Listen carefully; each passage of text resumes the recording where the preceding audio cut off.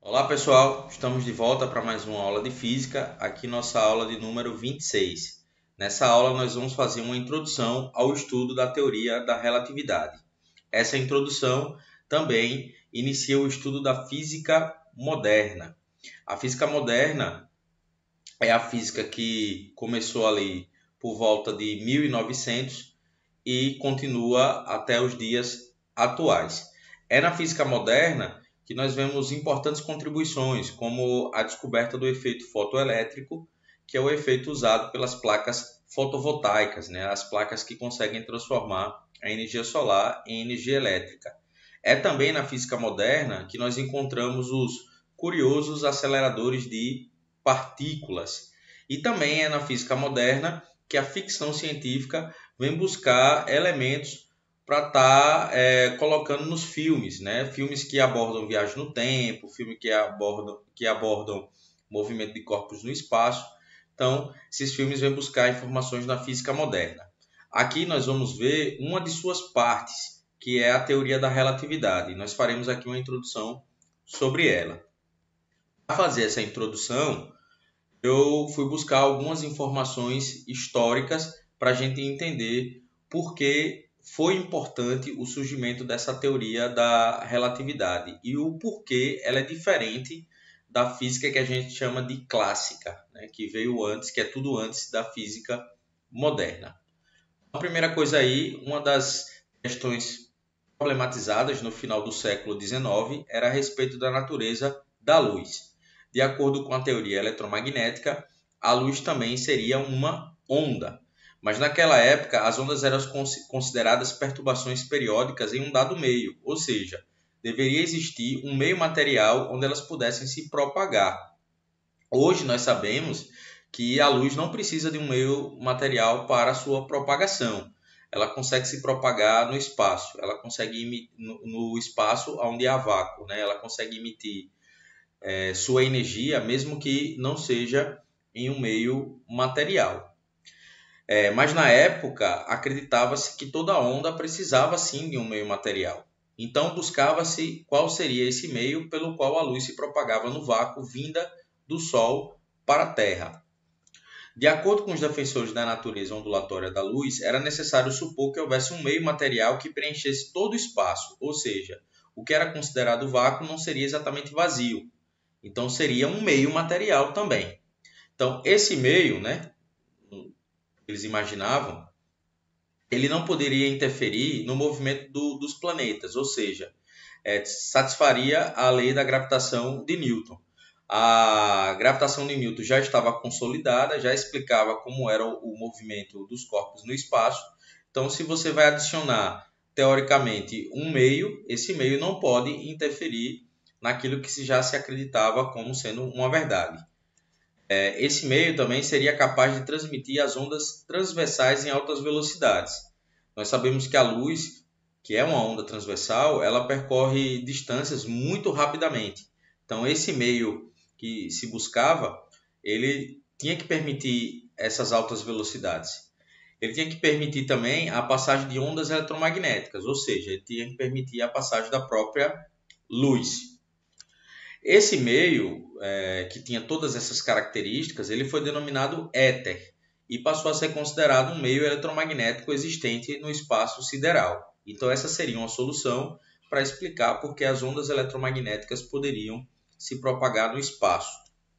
Em 1887, já utilizando um aparelho chamado interferômetro, o físico Albert Michelson viveu entre 1852 e 1931, e o físico e químico Edward Morley, viveu entre 1838 e 1923, eles conduziram um experimento que produziu as primeiras evidências contra a teoria do éter.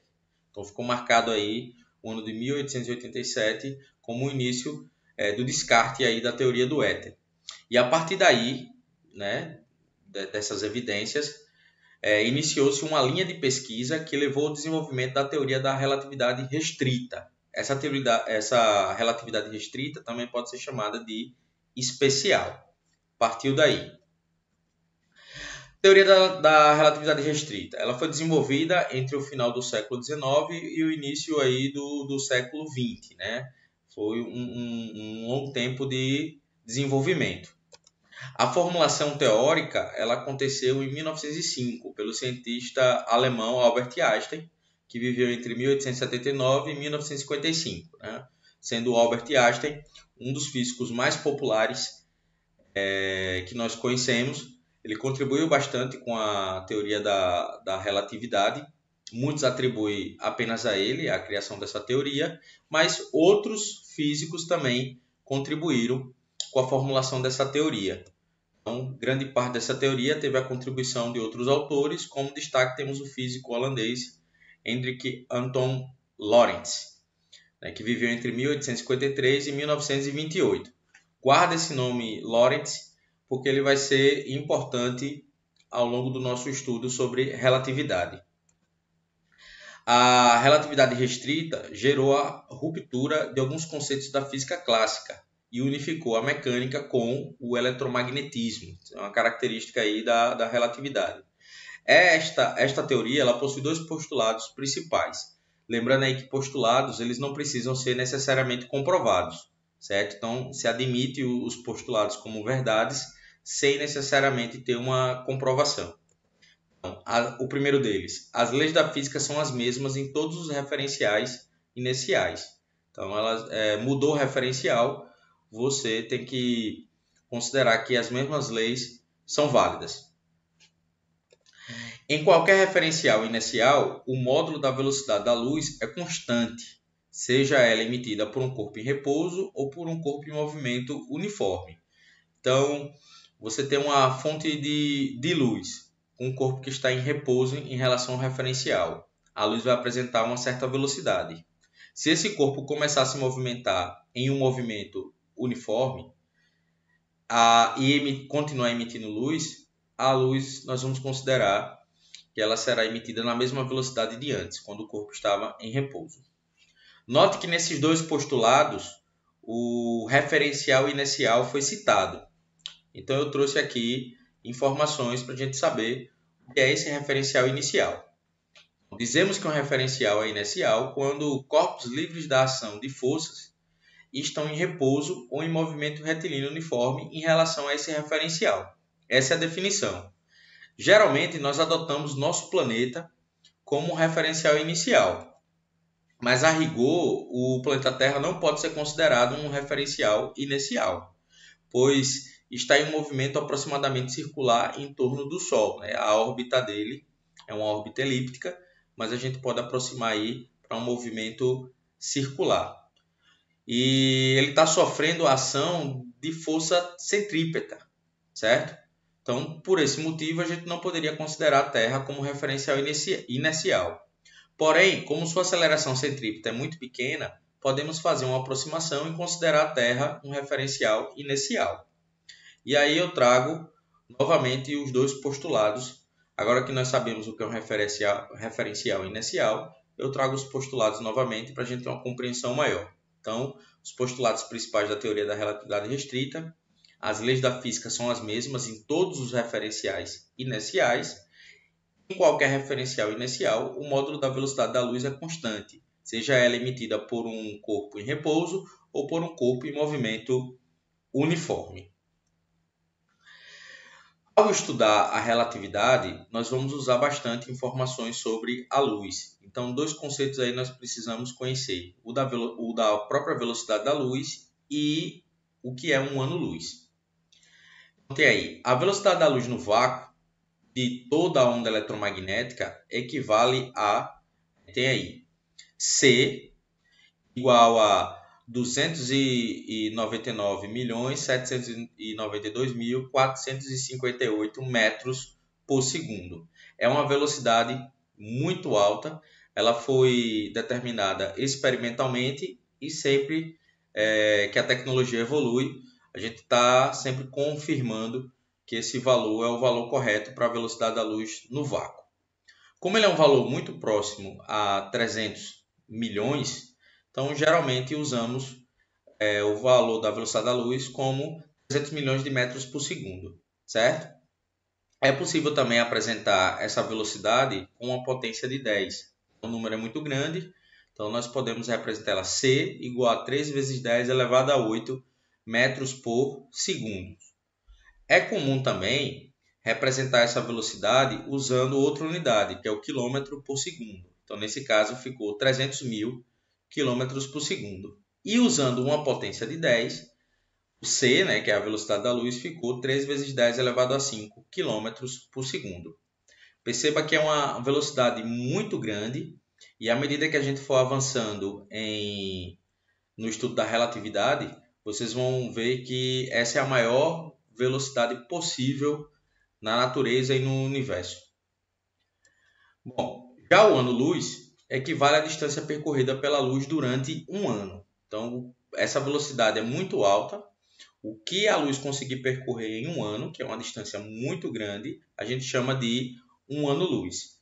Geralmente, o ano-luz, que é uma medida de distância, ela é usada para medir distâncias no espaço, né? Distância entre corpos que estão no espaço.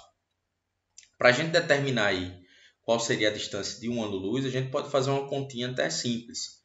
A gente pode pegar aqui a velocidade da luz, que são 300 mil km por segundo, e multiplicar pela quantidade de segundos que um ano tem. Então, um ano tem, eu fiz aqui, o ΔT, né? o tempo em segundos de um ano, 365 dias vezes 24 horas, né? Que é o tempo de cada um desses dias, vezes 60 minutos, vezes 60 segundos. Então, eu achei aqui 31.536.000 segundos. Agora, usando uma relação conhecida nossa, né, que é a relação para calcular a velocidade é a distância dividido pelo intervalo de tempo. Usando essa relação, eu posso estar determinando aqui a distância percorrida pela luz durante um ano.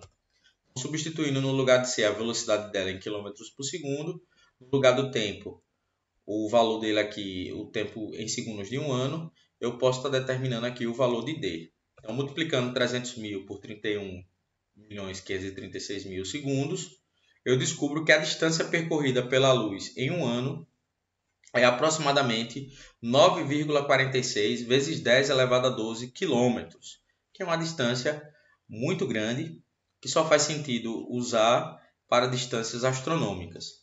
E esse 9,46 vezes 10 elevado a 12 quilômetros é justamente o que nós chamamos de um ano-luz. Um ano-luz. Bom, aqui nós vamos estudar uma das ideias da relatividade, que chama-se dilatação do tempo. Para a gente estudar isso, a primeira coisa que vocês já devem saber é que a velocidade da luz é a velocidade limite do universo, como eu tinha comentado agora há pouco. E a outra coisa é que o tempo não transcorre igualmente para todos. Então, esses todos aí são todos observadores. O tempo não transcorre igualmente. Para explicar como é que isso é possível, eu trouxe aqui um exemplo. Nesse exemplo, eu tenho um trem e esse trem, nós temos dois observadores.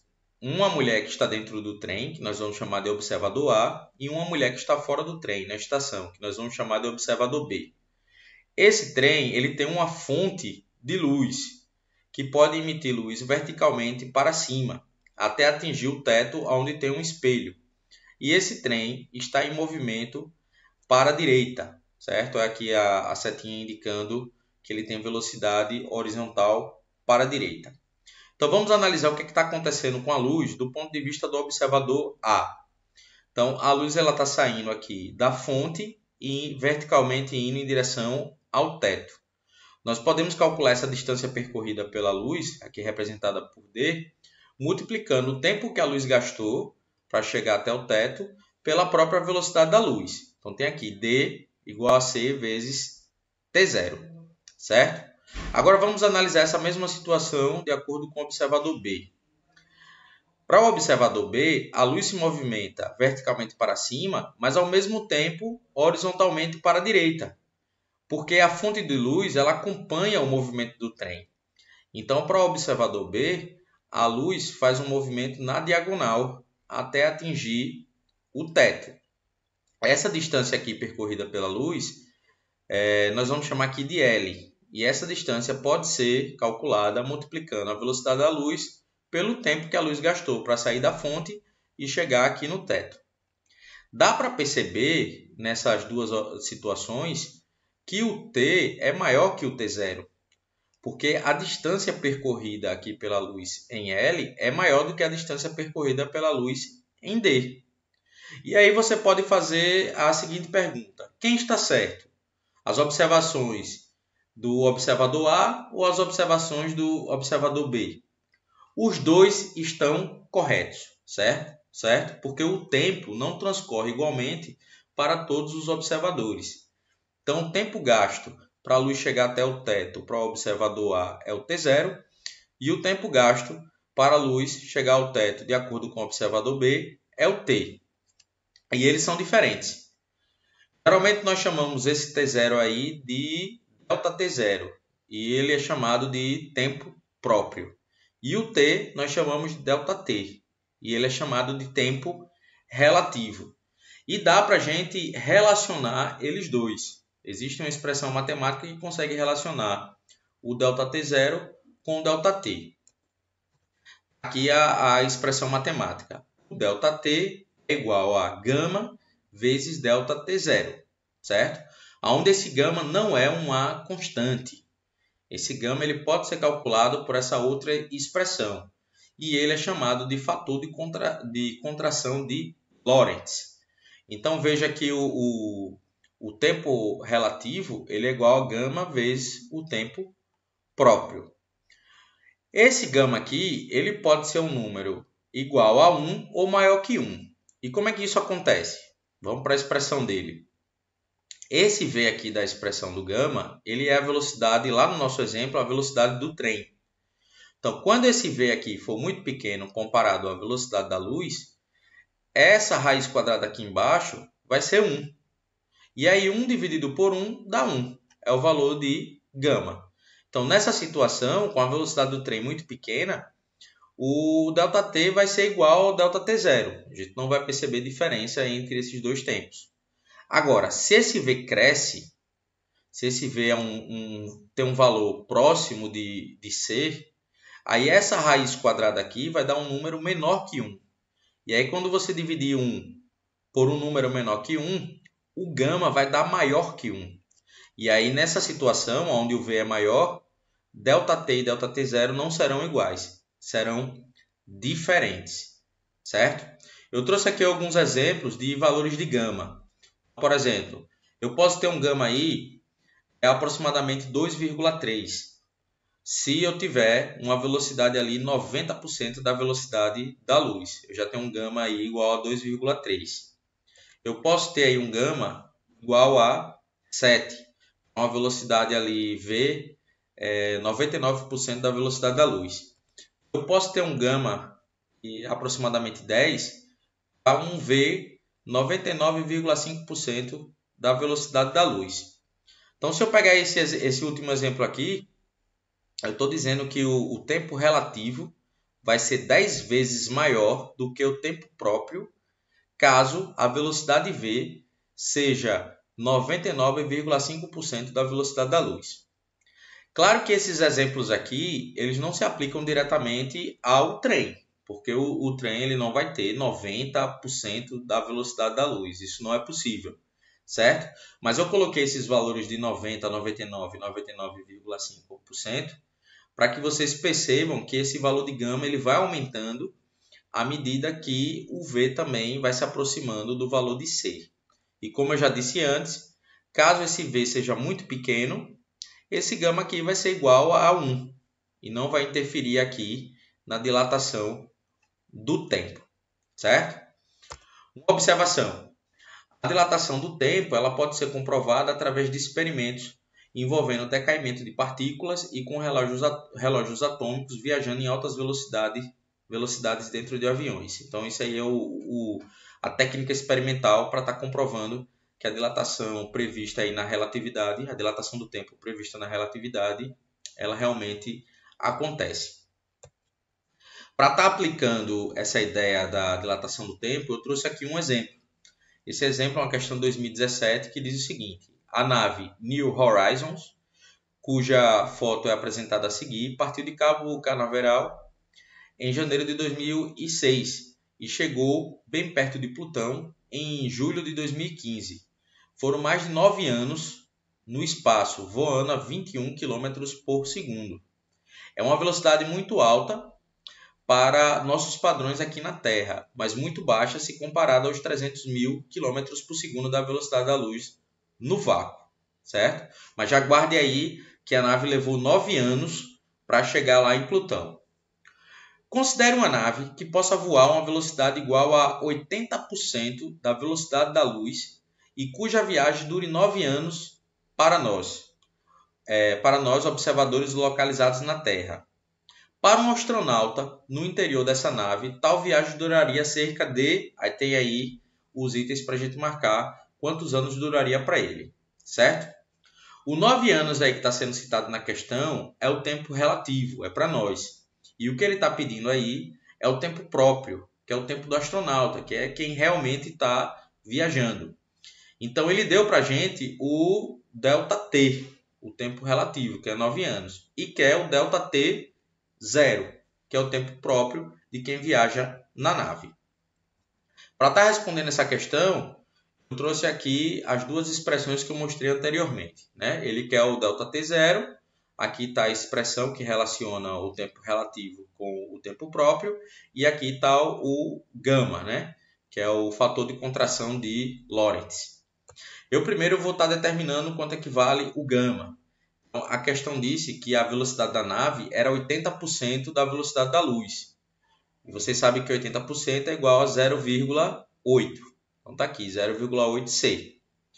E aí, resolvendo, eu posso cortar aqui o C, né, C em cima e C embaixo, e 0,8 ao quadrado dá 0,64. Fazendo 1 menos 0,64, eu tenho 0,36. E tirando a raiz quadrada, eu tenho que o gama, o fator de contração de Lorentz, é 1 sobre 0,8. Agora que eu tenho gama, eu posso substituir aqui na expressão da dilatação do tempo. E aí ficou 9 anos, ele disse que é o tempo relativo, o gama 1 sobre 0,6. Bom, multiplicando o 0,6 por 9, né, passando aqui para o outro lado, 1 vezes ΔT0 é o próprio ΔT0 e 0,6 vezes 9 está aqui. Fazendo a multiplicação, eu descubro que o tempo próprio, o tempo para o astronauta fazer a viagem foi 5,4 anos. E lá na nossa questão é a letra B.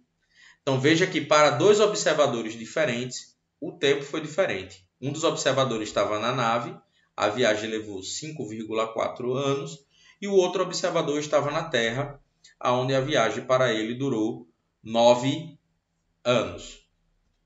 Bom, pessoal, essas foram as informações da nossa aula. Aqui nós fizemos essa introdução aos estudos da relatividade restrita. Eu estou deixando aí para aprofundamento uma atividade do nosso livro, do módulo 12, capítulo 34, as páginas 16 e 17. Eu espero que vocês tenham gostado da aula. A gente se vê aí nas próximas aulas. Um abraço. Tchau.